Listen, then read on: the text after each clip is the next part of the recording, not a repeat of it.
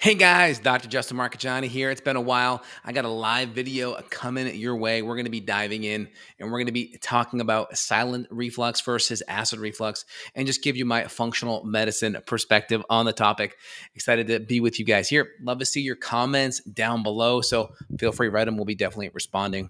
And if you need more support on the topic, there'll be a link where you can reach out to myself and my team. We're happy to work with you. We see patients all over the world. All right, guys, so let's dive in. I get this topic all the time, acid reflux, right? We have like two major kinds of reflux, right? We have acid reflux versus silent reflux. We can kind of call acid reflux GERD, essentially.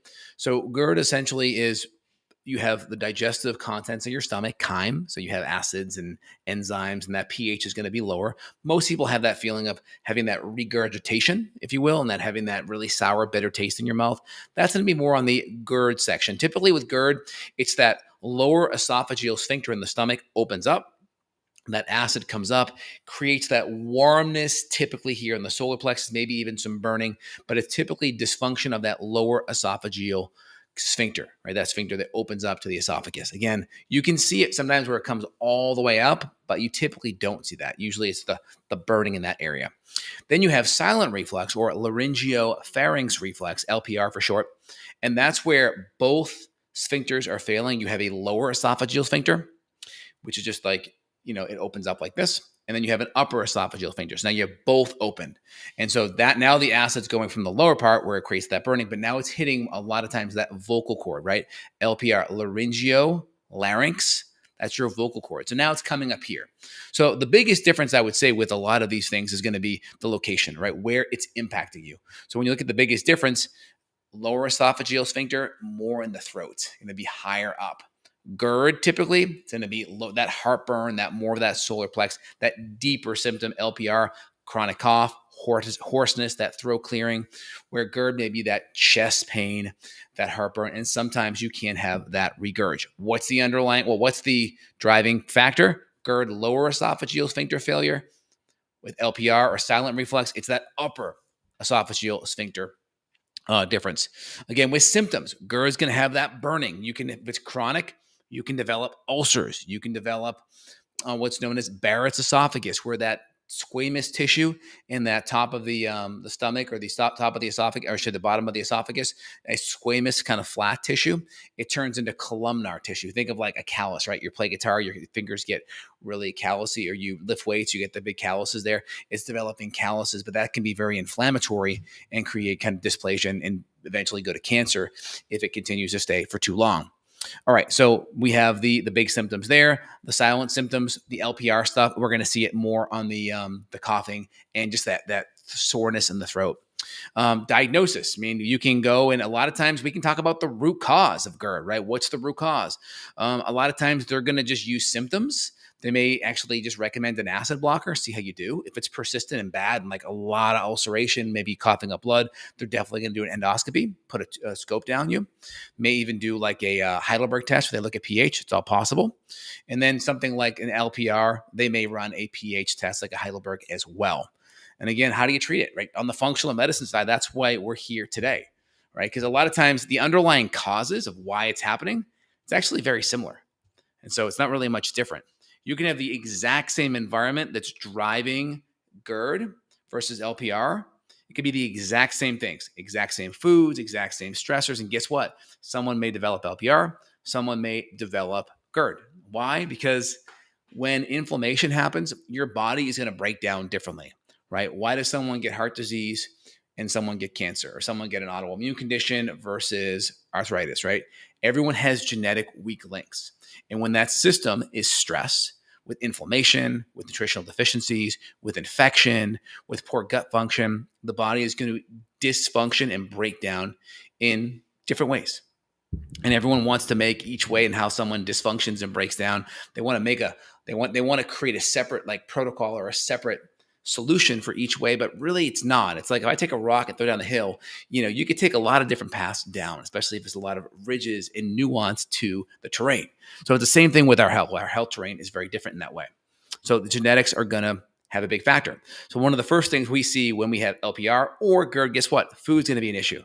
inflammatory foods. Maybe it could be things that are pH driven. If the gut lining is really thin and already compromised, it could be like tomatoes and coffee and things like that. Could be they're more lower in pH, but it could be things like processed sugar and grains and flour and gluten and dairy. Those are all going to be highly likely. It could be if you're really raw, it could even be a lot of raw healthy vegetables, and FODMAPs could be an issue as well.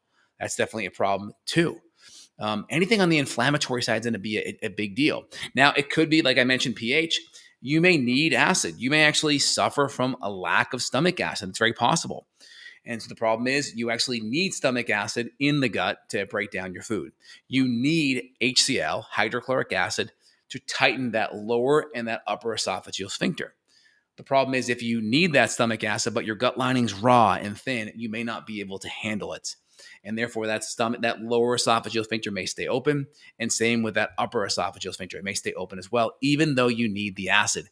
This is where it gets really tough because you need to bring a functional medicine doctor in to say, why can't I tolerate that acid? Now, typically there's infections, whether it's H. pylori or different types of bacterial or fungal overgrowths that are creating inflammation in that tissue. Or it could be just chronic stress, like your sympathetic nervous system, your adrenals are in overdrive, and that is creating all kinds of problems with digestion. The more your sympathetics are activated, blood is going towards the extremities to run, fight, and flee, and it's going away from the intestines. So you're not going to have the enzymes and the acids. And remember, enzymes are pH driven. So if we don't have good low acidity, we're not going to have good enzyme production. And if we don't have good acidity, when that chyme, which is all the mixed up food in our stomach, goes from our stomach to our small intestine, that's going to trigger bile production. If we don't have good bile production, now we can't break down fat. So you can see how this domino rally can easily get off the tracks pretty fast. So our first big thing is going to be food.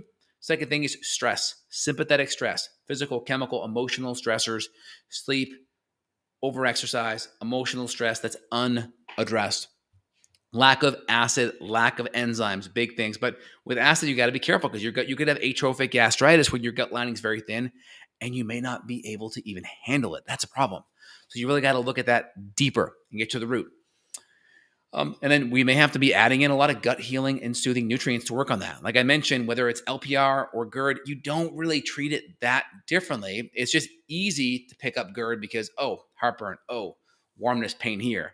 But LPR can easily be hidden. It could be that chronic cough, that hoarseness, and those things could easily, be missed, if you will, right? And so that's important. And also with acid reflux, a lot of times that sphincter could be open and you can have acid when you lay down at night because the gravity is now, you're no longer not up and down and upright. Now you're going more horizontal. So it's easier for acid to make its way up. And so you're going to see with more GERD, you're going to have more of that issue when you're laying down as well. But LPR, you could too as well. But typically with the LPR, it's more of the upper esophageal sphincter. A lot of times the lower esophageal sphincter can still be pretty good in the LPR, so that acid won't come up from the stomach. But with with actual GERD, it can. And so that's where getting like a microfiber pillow wedge that's 15 degrees can be helpful. Depending on your bed, you could put risers on the back legs and get it up 10, 15 degrees. That could help as well. But they have really good microfiber pillows that you can just sleep on 15 degrees. I do it with my kid when he has an ear infection. Like if he has extra sinus drainage, I'll put him up a little bit so then the ear can use gravity to kind of drain out. And you can do the same thing if you have any GERD as well. So good little tips there as well. And so really, when you look at this, there's a couple ways to look at it, right? If you have GERD or you have LPR, distinguish that. Get on a treatment plan. Figure out what the foods are. Figure out what the stressors are. Get your hormones tested. If you're chronically stressed and your nervous system has the sympathetics in overdrive that's impacting digestion, get that looked at. Get on a plan to address those underlying stressors. Get your gut looked at. If you have microbial imbalances, whether it's fungal overgrowth, bacteria, H. pylori, maybe even parasites, get that looked at as well. And then you need to be on a protocol that addresses the gut lining, the enzymes, the acids. You may not be able to handle any acids. You may need bitters or soothing nutrients or more enzymes instead. So work with a good functional medicine person. If you need help, again, the link down below. If you want to reach out to myself, my staff, we see patients worldwide. If you want testing, we do testing to kind of look at these things too. But you really want to get the physiology working better. Again, your conventional MD, God love them. They typically are going to write a prescription for an omeprazole or Prilosec or Nexium, and that's it. And there's studies on omeprazole and Prilosec causing kidney damage now. There's lawsuits out now. You can go check PubMed and the literature on that. So it's concerning because that doesn't really fix the underlying issue. Plus, you need good low acidity. You need good low acidity to ionize minerals, which takes those minerals and makes them soluble so you can absorb it. You need good acids to break down protein, which are the building blocks for your neurotransmitters. You need acid to break down cholesterol. And so it may be helpful if you have a really bad acid issue or an ulcer, you may need some medical intervention. Or if you're bleeding, you may need an endoscopy to make sure there's nothing cancerous and make sure that's stable. But once that's done, you really want to look deeper on the functional medicine side because that's where we get to the root cause. We're not going to just throw you on an acid blocker for decades and ignore the reason why your physiology is not working optimally. So I hope that makes sense, guys. If it does, let me know down below. Hope you appreciate it. Again, trying to give you a couple of paths. Conventional medicine is important and can be helpful, but you have to know where it helps and where it doesn't. All right. Hope that makes sense, guys. I'll answer a couple questions. If it does, please let me know down bottom. All right, guys. Appreciate it. Dr. J here. All right. A couple of questions for you guys. I have H. pylori and I have an ulcer. I'm suffering with it. Yeah, I mean, H. pylori, it's a helix shape, right? It's Helicobacter pylori. It will helix right into the gut lining and create inflammation. It will lower stomach acid.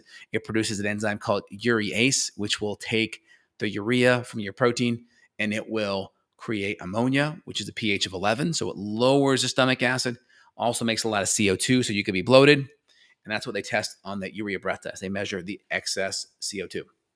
I have CPTSD and I'm stressed out from life. Yeah, I mean, sympathetic nervous system stress is going to be a big deal. So, I mean, meditation, EMDR, EFT, pick some modalities that are going to work to address whatever emotional stress you have. You just focus on appreciation, focus on gratitude, focus on all the great things in your life. When you're stressed, it's really easy to get in that state where you're coming from your brainstem, you're coming from fight or flight and fear. And the easiest way to get out of that is just to get into an appreciation, gratitude state. That's really helpful. So yeah, if you're trying to treat this naturally and you're having a hard time, then the next step would be reaching out to a provider or practitioner. So if you need more help, you can put link down below where you guys can reach out to my staff and team. Someone in the chat's commenting on that. So if you need more support there, that's a good help for you guys out of the gate. Also, avoiding raw food can be really helpful. I mean, if your gut lining's really raw, I mean, if you take a little cat hair and you had a sunburn and you put it across your sunburn, it could make you jump, right? And so you may need to really avoid a lot of raw foods and a lot of roughage. Even if it's something healthy like a good salad, it could be potentially a problem. So just be on the lookout for that. Be mindful of that, guys. All right, if you enjoyed it, let me know. Appreciate it, guys. Have a good day. Oh, one more question.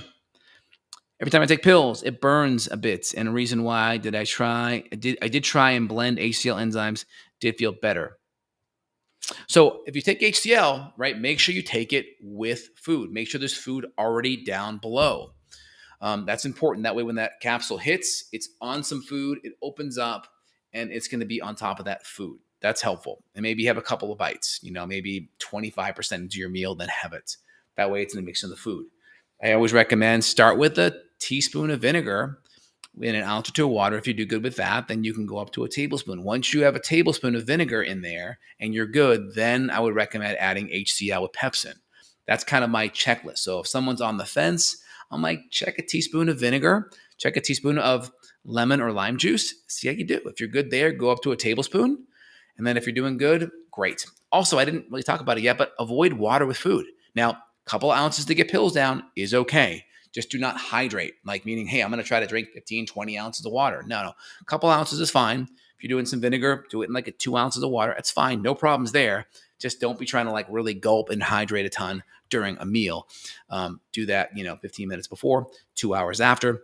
Takes about 90 minutes of food to go down from your stomach to your small intestine. Again, if you have gastroparesis, which is possible too, that food could take even longer. It could take 2-3 hours. And so give it at least 2 hours and try to do 15 minutes before.